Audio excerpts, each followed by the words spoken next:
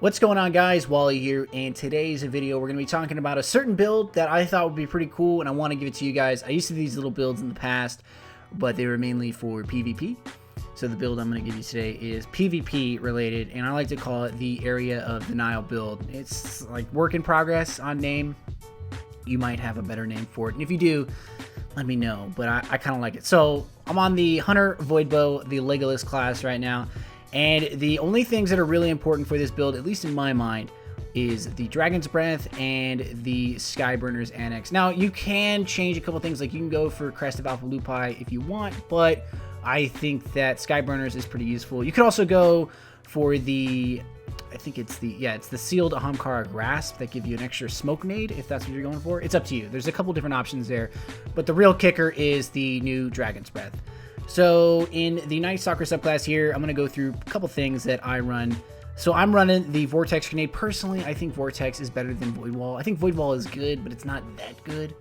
I think Vortex is a little better, but you can kind of go back and forth between those two if you really want. I can't recommend Smite Nade in PvE. I just don't feel like it does enough. I don't think it lasts long enough.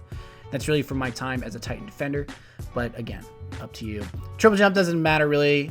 You can go between Black Hole and Bloodbound. That's really up to you again. I haven't really tested this too much with Bloodbound, but I have tested this with Black Hole.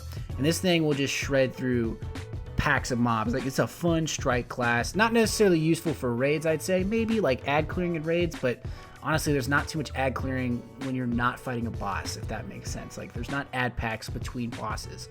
So, yeah. I run Envenomed. Again, I've always run Envenomed here. I haven't really found a use for Vanish and Snare. I'm not sure. So you may want to run Vanish for that extra agility bonus, but hey, I like Envenomed. That dot over time is pretty useful.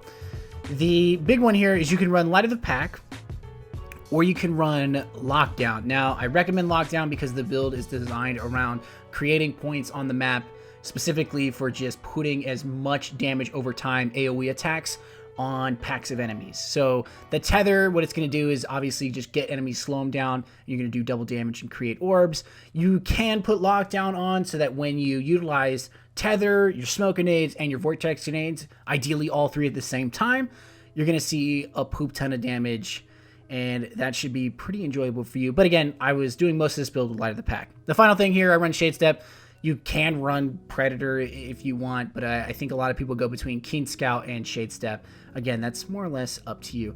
But the idea of the build, and here's what becomes so interesting. The new Dragon's Breath does this napalm-like wall grenade that does a bunch of fire damage that lasts pretty considerably. I think it lasts about 5 to 6 seconds.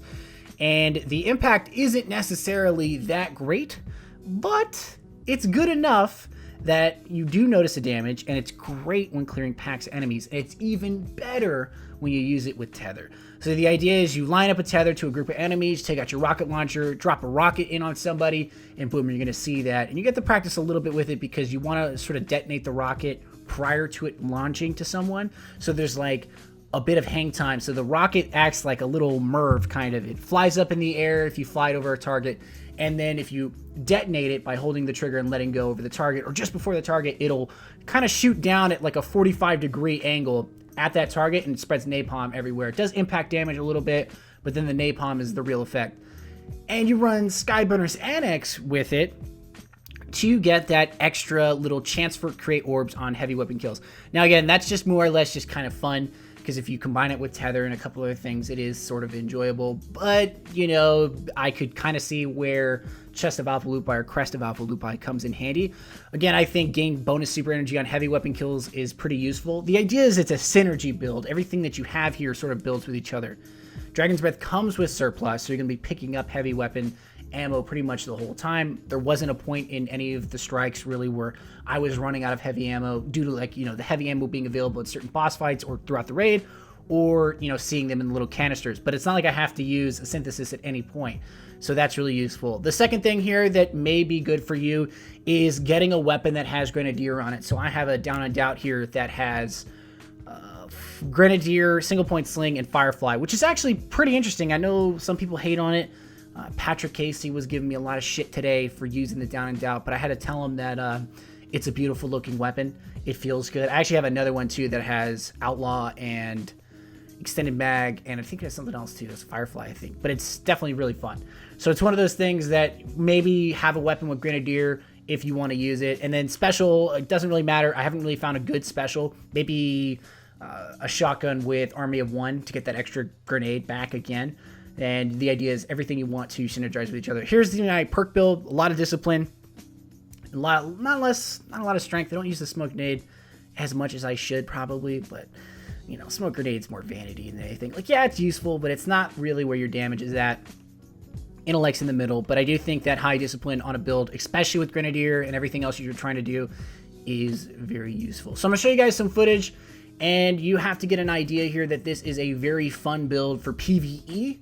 Maybe something you want to try. If not, what would you change about it? What other things would you run with it? Do you think that this build could be utilized on, say, another class? Because originally, from my understanding, back in, like, say, Vanilla up to House of Wolves, the best AoE class, in my mind, really was the Sunsinger with, like, say, solar grenades, or even, you know, those reach grenades. I can't remember what they're called right now. But the idea with that is you could spam those nades as much as possible, and then if you had the exotic Warlock gauntlets on that increased solar grenade duration, you could have even more fun with it and create a lot of orbs at the same time.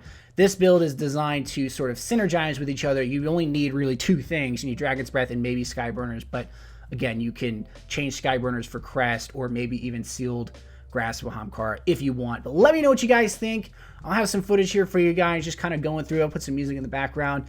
Do you guys think that this is a good build, maybe a poopy build? Am I just smoking way too much of the marijuana, or what? What do you guys like about this? What don't you like about this? What suggestions would you have? And if you could, what would you name it? To me personally, I like to call this area denial build, or the sphincter clench. You know what I mean? Because when enemies see the napalm, they're definitely clenching up them sphincters a little bit.